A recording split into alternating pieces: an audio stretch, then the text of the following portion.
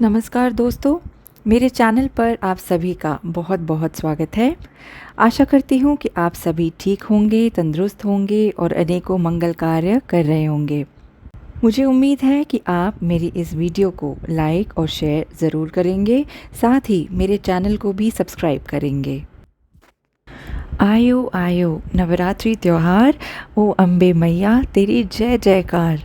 हे कर दे भक्तों का बेड़ा पार, ओ अम्बे मैया तेरी जय जयकार। तो दोस्तों, नवरात्रि की वो शुभ घड़ी आने वाली है जब माँ हमारे घरों में आएंगी। दोस्तों, नवरात्रि के दौरान हर तरफ मंगलमय आरती की गूंज होती है। पूरा से भक्त को शक्तियों की प्राप्ति होती है। दैवीय सिद्धियां प्राप्त करने के लिए इस समय को बहुत ही खास माना गया है। मान्यता है कि इन 9 दिनों में देवी इतनी अधिक प्रसन्न होती हैं कि अपने भक्तों को उनकी इच्छा के अनुसार फल देती हैं, उनकी मनोकामनाएं पूरी करती हैं और घर परिवार में शुभता लाती हैं।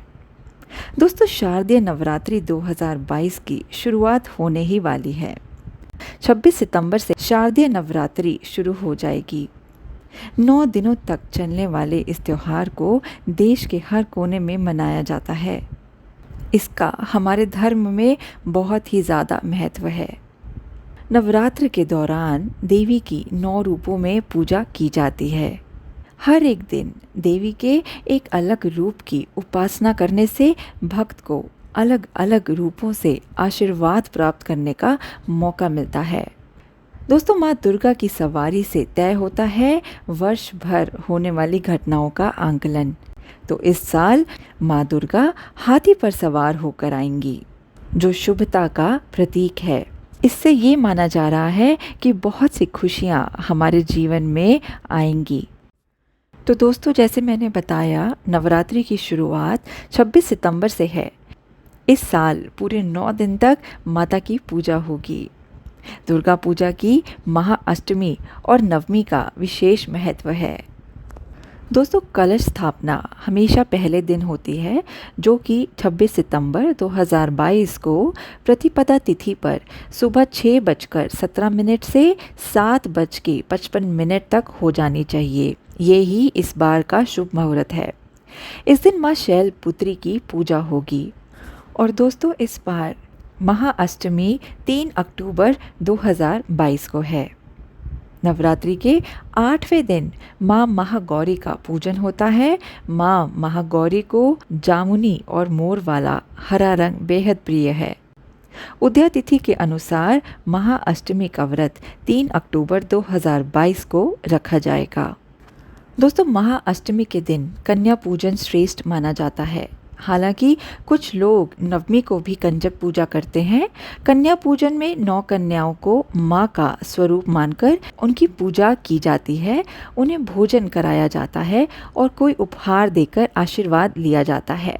मान्यता है कि कन्या पूजन के बिना देवी दुर्गा के 9 दिन की पूजा अधूरी रह जाती है।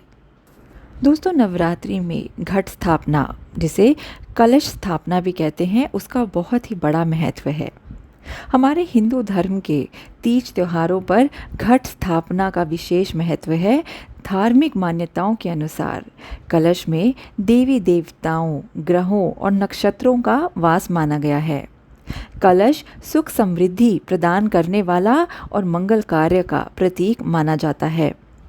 दोस्तों, घट स्थापना करने से घर में मौजूद नकारात्मक ऊर्जा नष्ट हो जाती है।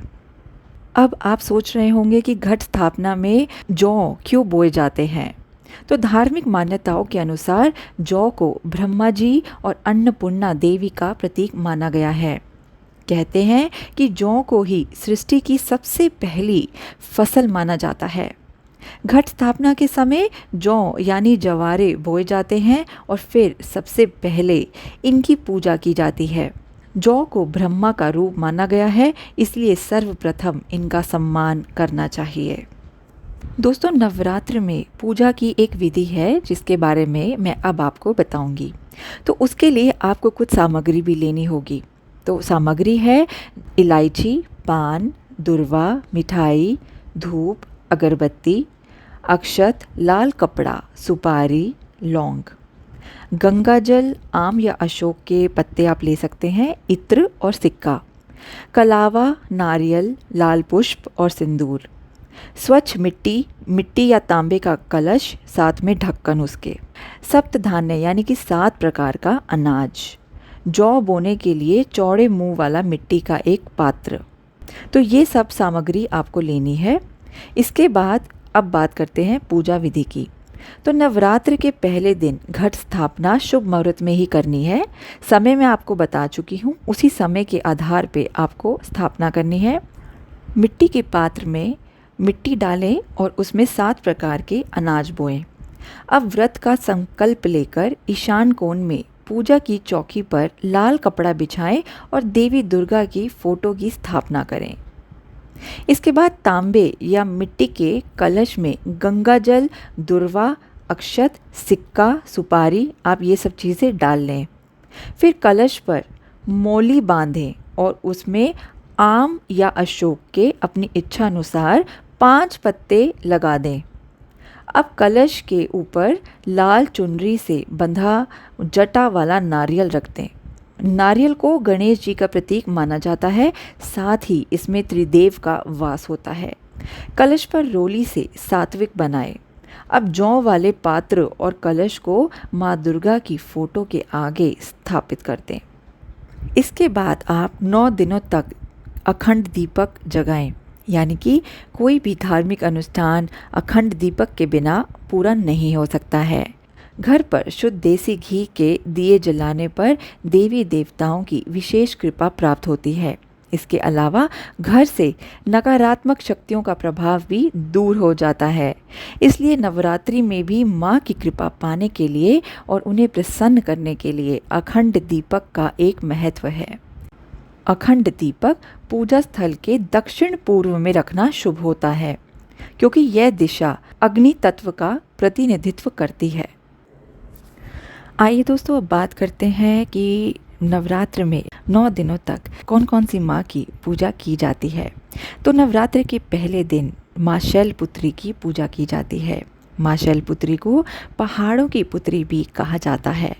माँ शैलपुत्री की पूजा अर्चना से हमें एक प्रकार की ऊर्जा प्राप्त होती है। इस ऊर्जा का इस्तेमाल हम अपने मन के विकारों को दूर करने में कर सकते हैं। दोस्तों, दूसरे दिन माँ ब्रह्मचारिणी की पूजा होती है।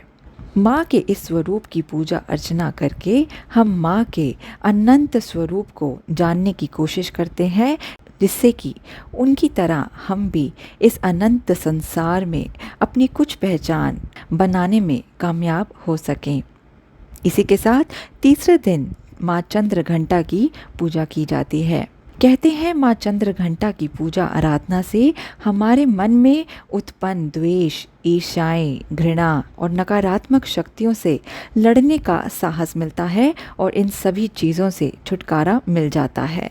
दोस्तों, चौथे दिन माँ कुष्मांडा की पूजा की जाती है। माँ कुष्मांडा की पूजा आराधना करने से हमें अपने आप को उन्नत करने, अपने मस्तिष्क की सोचने की शक्ति को शिखर पे ले जाने में मदद मिलती है। तो दोस्तों, 5वें दिन पूजा होती है माँ सकंद माता की। माँ सकंद माता को भगवान कार्तिकेय की माता के रूप में भी जाना जाता है। सकंद माता की पूजा अर्चना करने से हमारे अंदर के व्यावहारिक ज्ञान को बढ़ाने का आशीर्वाद प्राप्त होता है और हम व्यावहारिक चीज़ों से निपटने में सक्षम होने लगते हैं। छठे दिन पूजा होती है माँ कात्यायनी की। माँ कात्यायनी की पूजा आराधना करने से हमारे अंदर की नकारात्मक शक्तियों का खात्मा हो जाता है और माँ के आशीर्वाद से हमें सकारात्मक मार्ग पर चलने की प्रेरणा प्राप्त होती है। इसी के साथ 7वें दिन माँ कालरात्रि की पूजा की जाती है। माना जाता है कि कालरात्रि को काल का नाश करने वाली देवी के रूप में जाना जाता है। माँ कालरात्रि की आराधना करने से हमें यश, वैभव और वैराग्य की प्राप्ति होती है। 8वें दिन माँ महागौरी की पूजा की जाती है। माँ महागौरी को सफ़ेद रंग वाली देवी के रूप में भी जाना जाता है। माँ गौरी के स्वरूप की पूजा आराधना करने पर हमें अपनी मनोकामना का पूर्ण होने का वरदान प्राप्त होता है। इसी के साथ 9वें दिन माँ सिद्धिदात्री की पूजा की जाती है। माँ सिद्धिदात्री की पूजा आराधना करने से हमारे अंदर एक ऐसी क्षमता उत्पन्न होती है जिससे हम अपने सभी कार्यों को आसानी से कर सकते हैं। दोस्तों, हर त्यौहार के पीछे कोई ना कोई पौराणिक कथा छुपी हुई है। इस त्यौहार यानी कि नवरात्रि के पीछे भी एक कहानी है। उस कहानी के अनुसार एक महिषासुर नामक राक्षस ने सूर्यदेव, अग्निदेव, वायुदेव, स्वर्ग के देवता इंद्रदेव सहित सभी देवताओं पर आक्रमण कर उनके अधिकार छीन लिए थे। क्योंकि देवताओं ने पहले महिषासुर को अजय होने का वरदान दिया था, तो कोई भी देवता उसका सामना नहीं कर सकता था। इसीलिए सभी देवताओं ने माँ दुर्गा की स्तुति की कि वे महिषासुर राक्षस से युद्ध करें और उसका संहार करके उन्हें मुक्त करें। देवताओं की विनती मानते हुए माँ दुर्गा ने महिषासुर से लगातार 9 दिनों तक युद्ध किया और महिषासुर का वध किया। तभी के आप इन 9 दिनों में माँ की आराधना करें, पूजा करें, व्रत उपवास रखें और माँ का नाम स्मरण करें। जितना हो सके आप दान दें, आसपास में लोगों की मदद करें और खुश रहें। इसी के साथ आज की वीडियो समाप्त। मिलती हूँ आपसे अगली वीडियो में। तब तक के लिए जय माँ अम्बे।